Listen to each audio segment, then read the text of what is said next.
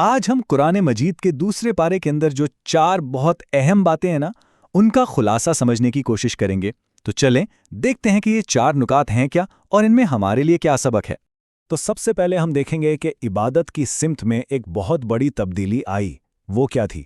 اس کے بعد ہم بات کریں گے کہ اصل نیکی ہے کیا چیز، قرآن اس کی کیا تعریف کرتا ہے، اور آخر میں ایمان کو سمجھانے کے لیے 2 بہت زبردست مثالیں دی گئی ہیں، ان پر بھی ایک نظر ڈالیں گے۔ تو چلیں شروع کرتے ہیں پہلے موضوع سے۔ یہ ہے تحویل قبلہ، یعنی وہ تاریخی موقع جب مسلمانوں کے لیے نماز پڑھنے کی سمت بدل دی گئی تھی۔ تو ہوا یہ کہ پہلے مسلمان یروشلم یعنی بیت المقدس کی طرف رخ کر کے نماز پڑھتے تھے، پھر حکم آیا کہ اب سے مکہ میں خانہ کعبہ کی طرف رخ کرنا ہے۔ اب یہ صرف کوئی سمت کی تبدیلی نہیں تھی، یہ ایک بہت بڑا واقعہ تھا۔ ایک تو یہ کہ یہ پیغمبر صلی اللہ علیہ وآلہ وسلم کی ایک بہت پرانی خواہش تھی جو پوری ہوئی، اور دوسرا یہ کہ اس سے مسلم امہ کو اپنی ایک الگ پہچان ملی۔ اور یہ بھی جاننا دلچسپ ہے کہ ایسا نہیں ہوا کہ مدینہ آتے ہی یہ تبدیلی ہو گئی، نہیں، بلکہ ہجرت کے بعد تقریباً 16 یا 17 مہینوں تک بیت المقدس ہی قبلہ رہا، اس کے بعد یہ حکم آیا تھا۔ چلیں جی، اب آتے ہیں دوسرے موضوع پر، اور یہ بہت ہی زبردست ہے، یعنی نیکی کی تعریف۔ اصل نیکی کیا ہے؟ قرآن میں ایک آیت ہے، اسے آیت بر کہتے ہیں، اور کمال یہ ہے کہ یہ ایک آیت ایک مکمل اخلاقی زندگی کا آپ کہہ لیں کہ ایک پورا روڈ میپ دے دیتی ہے۔ آیت شروع ہی ایسے ہوتی ہے کہ اصل نیکی یہ نہیں کہ تم اپنے چہرے مشرق اور مغرب کی طرف پھیرو۔ مطلب پوائنٹ یہ ہے کہ سچی نیکی صرف ظاہری رسومات یا ریچول ٹائپ چیزوں کا نام نہیں ہے، بلکہ یہ تو بہت گہری چیز ہے۔ اس میں آپ کے عقیدے، آپ کے کام، آپ کے اخلاقیات، سب کچھ آ جاتا ہے۔ اور اسی ایک آیت میں نیکی کے 22 الگ الگ پہلو بتائے گئے ہیں، جیسے نیکی کے 22 دروازے ہوں۔ تو سمجھنے میں آسانی کے لیے ہم نے ان کو کچھ گروپس میں تقسیم کر دیا ہے، تاکہ پوری تصویر واضح ہو جائے کہ ایک نیک زندگی کیسی ہوتی ہے۔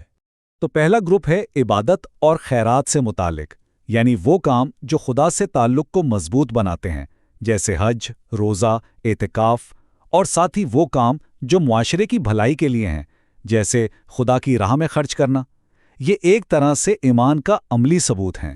اچھا، پھر دوسرا گروپ ہے ان چیزوں کا جن سے منع کیا گیا ہے، مطلب وہ چیزیں جو انسان اور معاشرے دونوں کے لیے نقصان دہ ہیں، جیسے کچھ خاص کھانے پینے کی چیزیں، ناجائز کمائی، شراب اور جوا وغیرہ۔ تو یہاں یہ بات بھی سمجھ آتی ہے کہ نیکی صرف اچھے کام کرنا نہیں، بلکہ برے کاموں سے بچنا بھی نیکی ہے۔ پھر تیسرا گروپ ہے جو پورے معاشرے اور انصاف کے نظام سے تعلق رکھتا ہے۔ اس میں قصاص یعنی بدلے کے منصفانہ قوانین ہیں، جہاد کا ذکر ہے، وصیت کے احکام ہیں، یہاں تک کہ وقت کے حساب کے لیے قمری کیلنڈر کا بھی ذکر ہے۔ یہ سب مل کر ایک منظم اور انصاف پر مبنی معاشرے کی بنیاد بناتے ہیں۔ اور چوتھا اور آخری گروپ ہے خاندانی قوانین کا۔ اس میں شادی، طلاق، عدت، مہر، یہاں تک کہ بچوں کو دودھ پلانے جیسے معاملات پر بھی تفصیلی رہنمائی دی گئی ہے۔ یہ سب مل کر ایک مضبوط خاندان اور معاشرے کی اکائی کو تشکیل دیتے ہیں۔ تو نیکی کی تعریف کے بعد اب ہم 2 بہت ہی دلچسپ مثالوں یا کہانیوں کی طرف بڑھتے ہیں۔ ان کہانیوں میں زندگی، موت اور فتح کے بارے میں بہت گہرے سبق چھپے ہوئے ہیں۔ پہلی کہانی طاعون کی ہے۔ ایک قوم تھی جس پر طاعون کی وبا پھیل گئی۔ وہ لوگ موت کے ڈر سے اپنا شہر چھوڑ کر بھاگ نکلے، لیکن ہوا کیا؟ خدا نے ان سب کو وہی موت دے دی، اور پھر کچھ عرصے بعد ان سب کو دوبارہ زندہ کر دیا۔ اس کہانی کا سبق بالکل صاف ہے، کوئی بھی موت سے یعنی خدا کے فیصلے سے بھاگ نہیں سکتا۔ زندگی اور موت پر صرف اور صرف اسی کا اختیار ہے۔ اب دوسری کہانی، یہ ہے طالوت اور جالوت کی۔